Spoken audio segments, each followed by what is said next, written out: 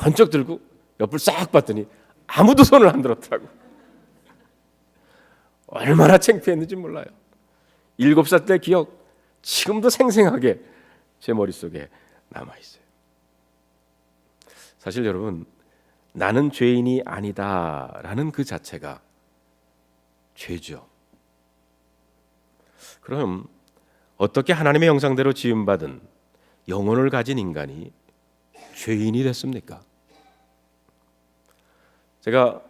저희가 아버님을 따라서, 저희 아버님이 뉴욕에 목회를 하시러 선교사로 오셨었는데, 그때 이제 아버님을 따라서 왔을 때가 중학교 3학년, 9학년 때 왔습니다.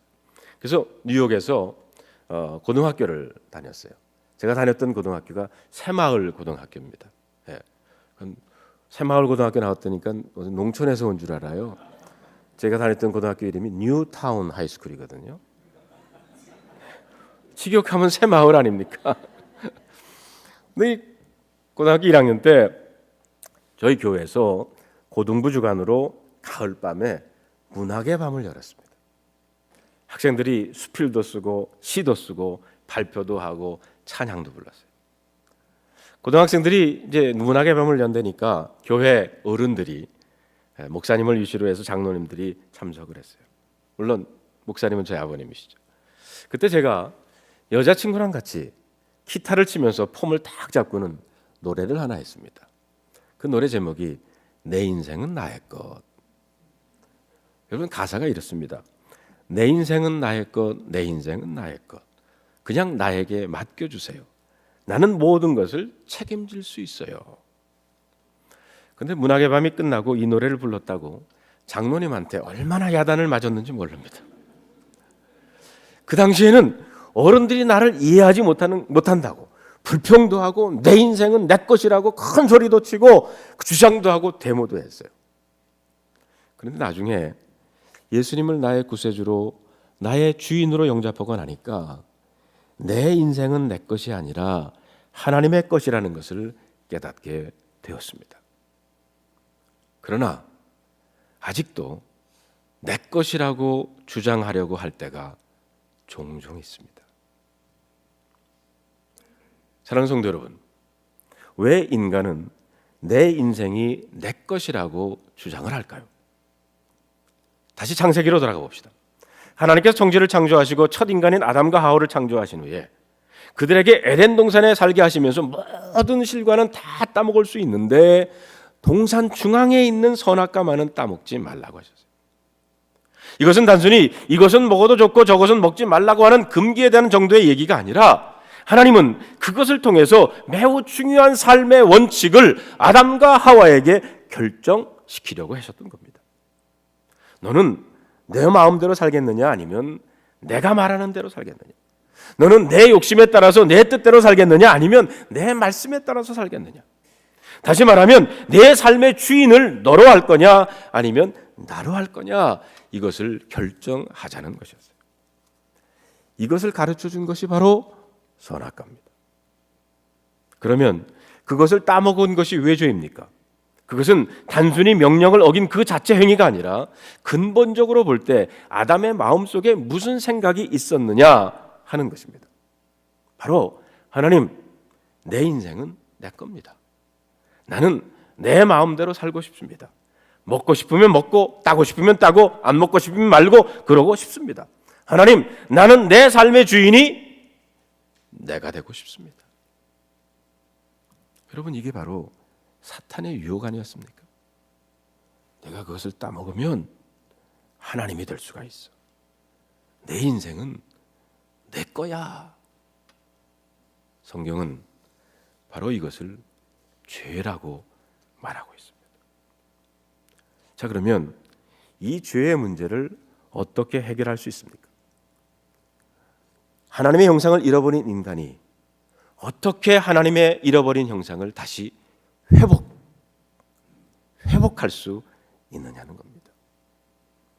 결론부터 말씀드리면 내가 죄인인 것을 깨닫는 데서부터입니다. 내 인생은 내 것이 아니라 하나님의 것이라고 고백에서부터 시작될 줄로 믿습니다. 오늘 우리가 읽은 누가복음 15장 우리가 잘 아는 돌아온 탕자, 돌탕이라고 그러죠. 의 이야기입니다. 이미 서론에서 말씀드린 대로 둘째 아들은 내 인생은 내 것이라고 외치면서 아버지의 재산을 절반을 가지고 객지에 나가서 허랑방탕한 생활을 하다가 재산과 인생을 함께 탕진해버렸던 탕자가 언제 아버지에게로 돌아옵니까? 바로 자기 자신을 발견했을 때입니다. 성경에 보면 이에 스스로 돌이켜라고 기록이 됩니다. 영어 성경에 보면 He came to himself. 자기 자신을 되찾고 자기 자신에게 돌아왔다는 뜻입니다.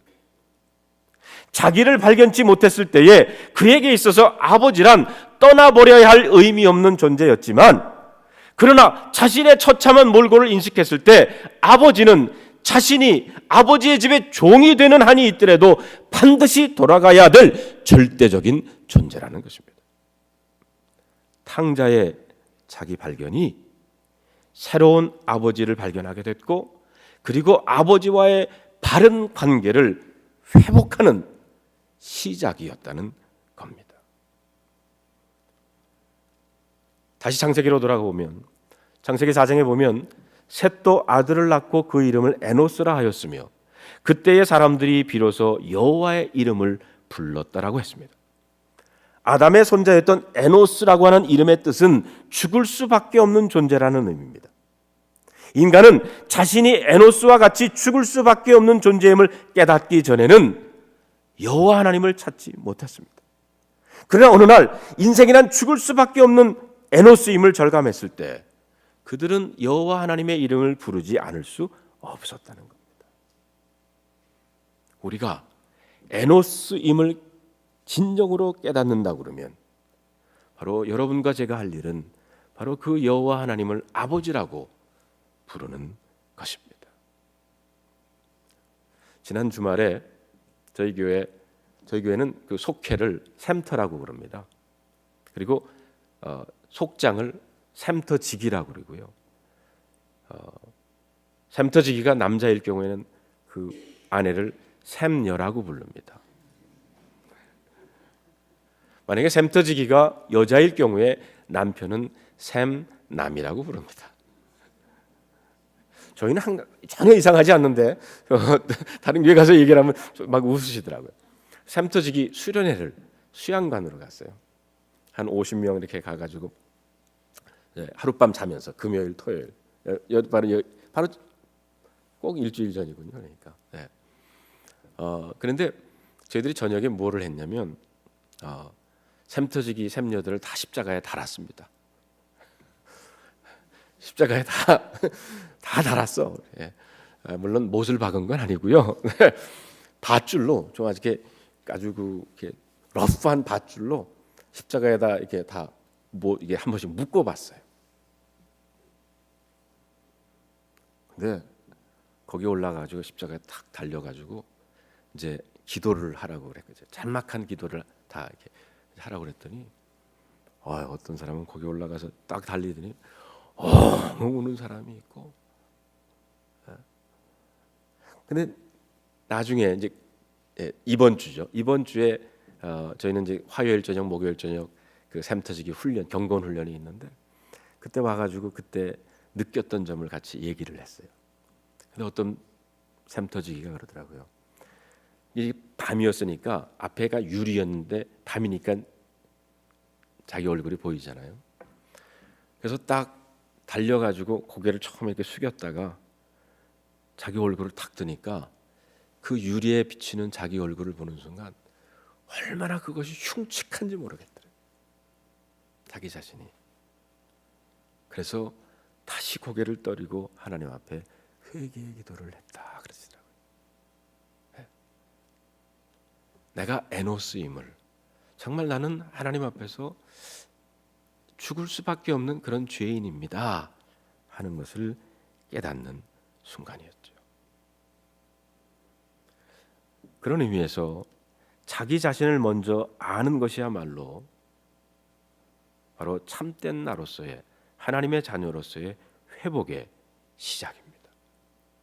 그렇기 때문에 회개는 자기 자신에 대한 정직한 대면에서부터 시작하는 거예요. 그러나 회개는요, 생각만으로는 되지를 않습니다. 여러분, 오늘 본문에 나오는 탕자가 계속해서 생각만 하고 있었다 그러면 문제는 해결되지 않습니다. 그는 그 자리에서 일어나는 결단이 있었습니다. 그리고 아버지의 집으로 발을 옮기는 그런 결단이 있었습니다. 바라기는 오늘 이 저녁에 나오신 여러분들, 바로 이 자리가 여러분의 회복의 결단의 시간이 되기를 바랍니다. 그러면 이렇게 질문하시는 분이 있을 거예요. 아들이 아버지에게로 돌아왔으니까 아버지가 용서한 것이 아닙니까? 아니죠. 이미 아버지는 용서를 해놓고 계셨습니다. 그리고 기다리셨어요. 돌아온 아들에게 이렇게 내가 잘못을 했으니 야단친 것도 없습니다. 조건부로 아들을 용서한 것이 아니었었어요. 아직도 거리가 먼데 아버지가 먼저 보고 달려가서 그 아들을 얼싸 안았다고 그랬습니다. 아들은 아마 아버지의 집으로 발걸음을 옮길 때 한 걸음이 참 무거웠을 거예요. 그런데 아버지는 10걸음으로 돌아와서 그 아들을 안아주셨어요. 이게 바로 무조건적인 용서의 은혜입니다. 여러분, 회복은 바로 이 하나님의 은혜로 가능해지는 줄로 믿습니다. 제가 이 은혜를 처음 이렇게 깨닫게 된 거는요, 제가 고등학교 1학년 때 사건이 많이 일어났네요. 여름에 얼마나 썸머가 깁니까, 여름방학이. 그래서 그 일본 식당에 가서 디시워시를 했어요. 제 친구랑 둘이서 설거지 디시워시를 하면서 이제 돈을 벌었는데, 그냥 여름 내내 땀을 흘리면서 디시워시만 하니까 이게 뭔 재미냐. 그래가지고 둘이서 이럴 게 아니라 우리가 이 여름방학이 가기 전에 우리가 한번 멋진 계획을 한번 세워보자. 그때는 이제 고등학교 1학년이니까 아직 운전면허가 없어서 운전을 못하고, 그래서 자전거로 우리가 뉴욕시티에 살고 있는데 나야가라 폭포까지 자전거 여행을 한번 하자. 그렇게 이제 계획을 세웠습니다.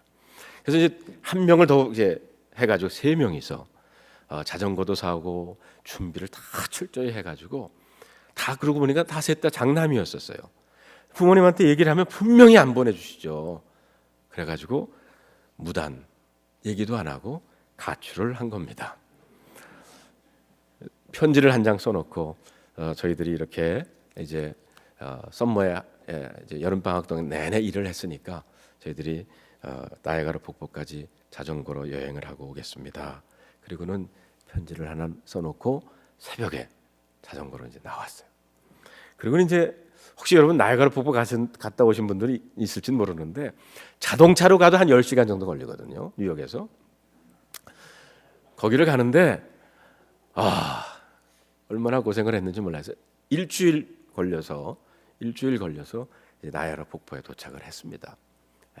물론 가면서 죽을 고비도 많았고 그 얘기만 해도 오늘 밤이 다 걸려요. 그래서 그 얘기는 이제 안 하고, 그리고 이제 돌아가야 되겠는데 이 엉덩이가 다 헐었어요. 그러니까 도저히 자전거를 타고 뉴욕까지 돌아간다는 것은 상상을 못하고 이제 버스를 타고 가자. 그래서 이제 그레이하운드 버스를 버플로에서 버스를 타고 자전거는 그 밑에 집어넣고 그리고는 이제 버스를 타고 왔어요. 그 버스가 뉴욕 그 타임스퀘어에 이제 내리지 않습니까? 딱 내려서 자전거를 타고 이제 집을 돌아갈 생각을 하니까 걱정이 되는 거예요. 이 집에 들어가면 아버지한테 야단, 몽둥이 맞을 것 같고, 그래서 우리 셋이서 이 잔머리를 좀 굴렸습니다.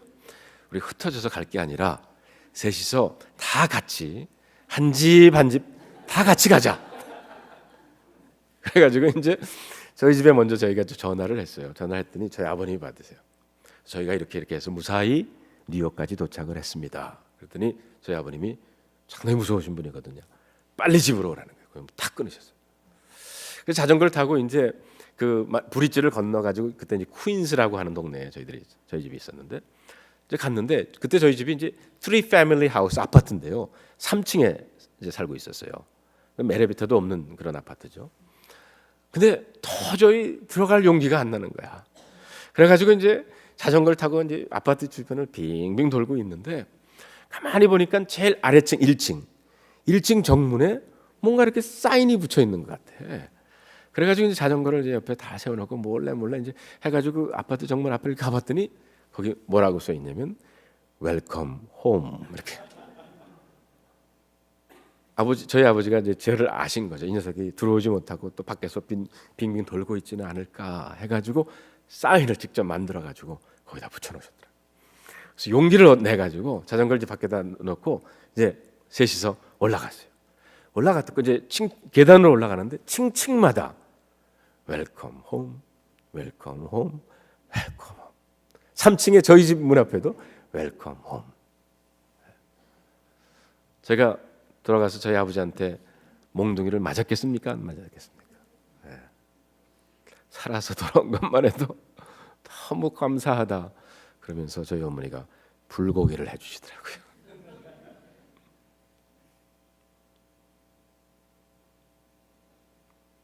아무 조건 없이 돌아온 것만 해도 감사하다. 저는 그때 이게 바로 하나님의 은혜구나. 우리가 회개하고 돌아올 때 하나님께서 우리를 이렇게 용서해 주시는구나 하는 것을 깨닫게 됐습니다. 여러분, 회복이라고 하는 것은 첫째로 내가 죄인임을 깨닫고 돌아서는 결단이 있어야 돼요. 또 둘째로 거기에는 놀랍게도 아무런 값을 요구하지도 않는, 그리고 용서해 주시는 아버지의 사랑이 있는 줄로 믿습니다. 여러분, 이 용서라고 하는 것은 우리에게 또한 기회를 주시는 겁니다. 그리고 하나님의 자녀가 될 때 우리 주님은 과거를 묻지 않는다고 그러셨어요. 어느 목사님의 그 예화를 이게 들어보니까, 여러분 필리핀에 가면 대부분 사람들이 이제 그 천주교인들 아닙니까? 근데 그 필리핀에서는요, 그 천주교인들이 어떤 그 마을에 아주 신령한 그런 여인이 하나 있었는데, 그 기도하는 중에 종종 주님을 만난다는 거예요. 근데 캐톨릭에서는 이런 아주 그 신앙의 그런 체험이 있으면 대개 신부님이나 주교한테 가가지고 그게 진짜인지 아닌지를 구별을 받아야 됩니다. 그래서 주교가 그 여인을 불렀어요. 내가 듣기에는 당신이 이 기도를 하는 가운데 깊은 기도에 들어가면 예수님을 종종 만난다고 그러는데 그게 사실입니까? 이 여인이 그렇다는 거예요. 그러면 다음번에 예수님을 만나면 나를 대신해서 질문을 하나 해주기를 바랍니다. 그 질문은 뭐냐면, 내가 신학교 다닐 때 무슨 죄를 지었는지 예수님께 좀 물어봐 주기를 바랍니다. 그리고는 여인을 보냈어요. 또 며칠이 지난 다음에 그 여인이 깊이 기도를 하는데 또 예수님을 만났다는 얘기가 들었습니다. 그래서 그 주교가 불렀어요. 정말 이번에도 예수님을 만났습니까? 만났다 그래요. 그러면 내가 지난번에 부탁했던 그 질문을 예수님께 했습니까? 그럼요. 주교님, 제가 예수님 만났을 때 우리 주교님이 신학교 다니실 때 무슨 죄를 졌는지 예수님 아시죠? 라고 물었습니다. 주교가 예수님이 뭐라고 그러시던가요? 그랬더니 이 여인이 하는 말이, 예수님이 말씀하시기를 I do not remember it. 내가 기억하지 못한다. 예수님이 치매가 걸리셔서 기억을 못하시는 걸까요? 아닙니다. 이미 용서받은 죄는 기억조차도 안 하신다고 했어요. 바로 회복의 삶이라고 하는 것은 이런 은혜를 누리고 사는 삶인 줄로 믿습니다. 여러분, 이렇게 회복의 삶을 살게 되면요, 내가 얼마나 하나님의 자녀로서 가치 있는 사람임을 깨닫게 돼요. 여러분, 에베소서 2장 10절에 보면 우리는 그가 만드신 바라 이런 말이 나와요. 표준 세번역에 보면 우리는 하나님의 작품입니다 라고 나와요. 여러분, 우리는 하나님의 작품인 줄로 믿습니다. 작품 중에서도 걸작품 아닙니까?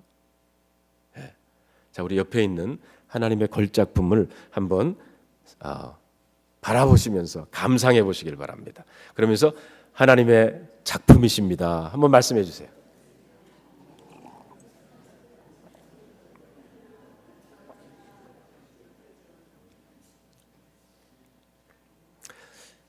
인디아나주에 가보면 허먼드 침례교회라는 교회가 있어요. 성인 교인 수는 한 1,500명 되는 교회인데 주일학교 학생 수는 3만 명이 넘는다 그래요.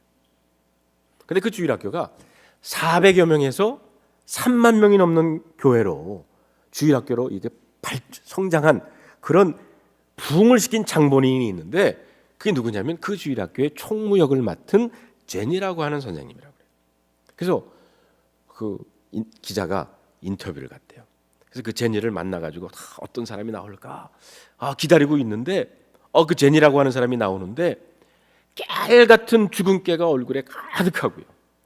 기자기자 키는 짱딸만하고 몸은 뚱뚱하고 요즘 말로 하면 얼꽝에다가 몸꽝이에요. 그래서 그 기자가 이 교회가, 주일학교가 정말 성장하는 비결이 당신한테 있다 그러는데 도대체 비결이 뭡니까? 라고 물었더니 그 제니가 하는 말이, 제가 못생긴 게 비결입니다 그러더래요. 그러면서 그 제니 선생님이 간증을 이제 했는데, 자기가 아주 어렸을 때부터 너무 못생겨서 친구들로부터 놀림을 늘 받았다는 거예요. 그래서 얼마나 그게 심했는지 중학교 때, 고등학교 때는 3번이나 자살을 했었대요. 살고 싶지 않아서. 근데 그때마다 누군가에게 발견이 돼가지고 다시 목숨을 거녔다는 겁니다. 고등학교를 졸업하고는 한동안 집에 있다가 동네에 있는 커뮤니티 칼리지를 갔어요.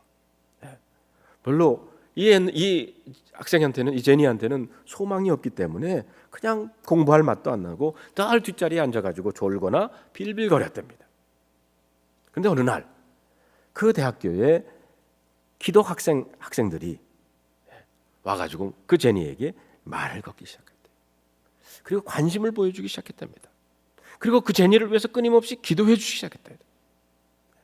그 기독 학생들을 만나면서 이 제니의 영혼이 서서히 살아나기를 시작했대요. 그리고는 그 기독 학생들이 이 제니를 이 헬몬드 침례교회로 인도를 한 겁니다. 그러면서 주일학교 제일 어린 유치부 선생을 맡게 됐어요.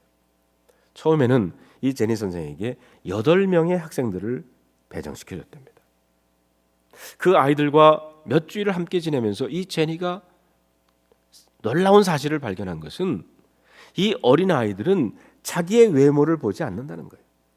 아이들은 그저 자기를 예뻐해주고 사랑해주는 이 선생님을 졸졸 강아지처럼 따라다니는 겁니다. 아이들은 자기 외모를 보지 않고 나의 사랑에만 관심을 보였다는 거예요. 그래서 제니의 마음속에 이 세상에서 나를 필요로 하는 사람, 나의 사랑을 얻기 위해서 저렇게 애쓰는 사람들도 있구나 하는 감동을 갖게 됐다는 거예요. 그러면서 제니가 그때부터 이 어린 학생들을 위해서 기도하기를 시작했어요. 물론 제니는 처음에는 어떻게 기도하는 것을 몰랐대요. 그래가지고 그냥 이렇게, 하나님, 사랑하는 이 아이들을 어떻게 하면 잘 가르칠 수 있을지 저에게 지혜를 주세요. 지혜를 주세요. 이게 그 제니의 기도의 전부였답니다. 근데 이 기도를 매일같이 잠들기 직전에 잠자리에 일어날 때마다 하나님께 드렸다는 거예요. 그 기도를 드린 지 3년 만에 하나님께서 응답을 하기 시작하는데, 어느 날 학교를 가는데 갑자기 눈앞에 주일학교에 관한 놀라운 현상들이 그냥 보이더래요. 주일학교를 잘 이끌 수 있는 아이디어가 나오고, 샤워하는 중에도, 대화를 하는 중에도, 화장실에 앉아있는 중에도 자꾸 그런 것이 떠오르는 겁니다. 어떤 때는 꿈에도 하나님께서 지혜를 주시더래요. 그래서 그럴 때마다 그것을 다 기록을 했다가 그것을 주일학교에 적용을 하니까 놀랍게 주일학교가 부흥을 하더라는 겁니다. 여러분, 이렇게 내가 가치 있는 하나님의 자녀라는 것으로 회복하게 될 때 인생의 목적과 길을, 내가 나가야 할 길을 깨닫게 되는 줄로 믿습니다.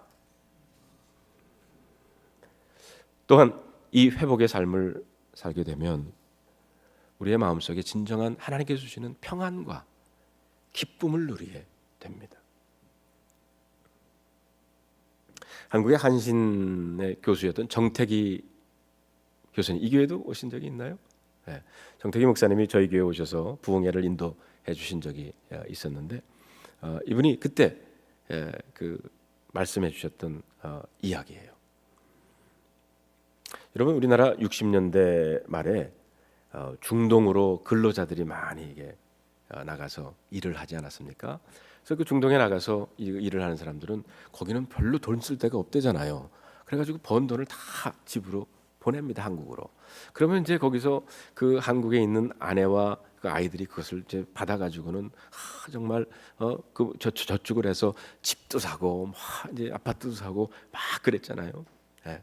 그랬는데 이제 그 중동의 남편들은 나가 있고 그 이제 한국에 남아 있는 그 아내들이 한 그 비슷한 그 환경에 있는 아내들이 한 10명 정도가 야, 이제 우리도 이제 아파트도 사고 이제 수준이 있는 삶을 사는데 정말 문화적인 좀 삶을 우리가 살아야 되지 않겠느냐. 자, 그러니까 이제 우리도 좀 사교 댄스 이런 것도 좀 이제 남편이 돌아오면 이제 그런 것도 우리가 이제 치국으로 해야 될 텐데 우리 사교 그래서 댄스 교습소를 나가기 시작했대요. 그래서 나가서 이제 그 이제 사교 댄스를 배우는데 누가 그러더래요. 현장 실습을 가야 된다고. 그 캬바레라는 데 있죠. 여러분들 잘 모르시죠? 네, 뭐 그런 데가 있었대요. 그래서 그 캬바레라는 데로 이 여자 아내들이 이제 간 거예요. 그러니까 이 아줌마들이 얼마나 긴장이 되겠습니까?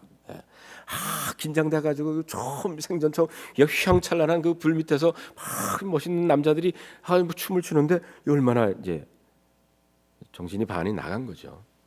그런데 이제 그런데 가면 이제 누가 있냐면 이 제비라는 게 있습니다. 네. 춤을 잘 추는 이 제비들이 있어요. 거기서 한 제비가 이렇게 찾아와가 이게 와가지고는 긴장돼 있는 그 아줌마한테 사모님 춤을 한번 추실까요? 그랬다는 거예요. 그래가지고 이제 이 여자가 그동안 이제 연습도 했겠다. 자기 남편은 아니지만 그래도 자기 남편보다 훨씬 더 잘생기고 몸도 좋고 춤도 잘 추는 이 남자랑 같이 춤을 추기 시작한 거예요. 네, 이 제비가 뭐라고 그러냐면 사모님 다리가 참 멋있습니다. 그랬더니 여기에 그냥 이 아줌마가 헷가닥한 거예요. 그리고 그 제비랑 바람이 났어요. 남편이 돌아오는 날, 사우디에서 돌아오는 날, 아이 둘을 남겨놓고 이 아내가 집을 나간 거예요. 몇 개월이 지난 다음에 저 제천의 식당에서 웨이트레스를 하고 있는 아내를 이 남편이 수소문을 해서 찾았습니다. 뭐 이미 제비는 다 얼른 날아갔겠죠. 계속 우는 아내와 함께 이 남편이 관악산에 올라가 가지고 둘이서 아무도 없는데 옷을 벗고 바가지로 물을 붓고는 서로에게 물을 부면서 자, 이제 우리 새 사람으로 태어나서 우리 다시 한번 살아보자. 교회도 한 번도 나가보지 않은 사람들이 세례식을 자기들끼리 한 거예요. 그래가지고 이제 자기 동네로 돌아와가지고 어느 날 교회에서 그 동네에 있는 교회 수요 예배를 참석을 했대요. 근데 그날따라 목사님이 설교를 하는데 죄를 지면 벌을 받습니다. 이런 설교를 하셨다는 거예요. 그래서 그 아내가 그 설교를 듣고는 고민을 시작했어요. 몇 달이 지난 다음에 어느 날 자기 다리를 보니까 내가 이 다리 때문에 죄를 졌지. 그 제비가 사모님 다리가 참 멋있네요. 거기에 넘어갔기 때문에. 그래서 그때부터 이 아내가 다리를 때리기 시작했대요. 한 열흘을 이 다리 때문에 내가 죄를 졌다고 남편한테 큰 죄를 졌다고 다리를 때리기 시작하는데 한 열흘을 지난 다음부터 어느 날 이 다리가 움직이지를 않더래요. 한 달 이상 병원이란 병원을 다 찾아봤지만 그 다리를 고칠 수가 없더래요. 근데 광명시에 사는 언니가 그 자기 여동생의 이야기를 듣고는 그 여동생을 자기가 다니는 교회로 데려갔대요. 근데 그때부터 목사님께서 그 용서의 하나님에 대한 말씀을 전하기 시작하고 그리고 그 동생을 위해서 같이 아주 기도했대요. 그 기도를 받고 난 다음부터 이 다리가 움직이기 시작했다는 거예요. 우리 정태기 목사님의 말씀에 의하면 그 교회 여선교회 회장으로 정말 교회를 잘 섬기고 계시다는 겁니다. 여러분,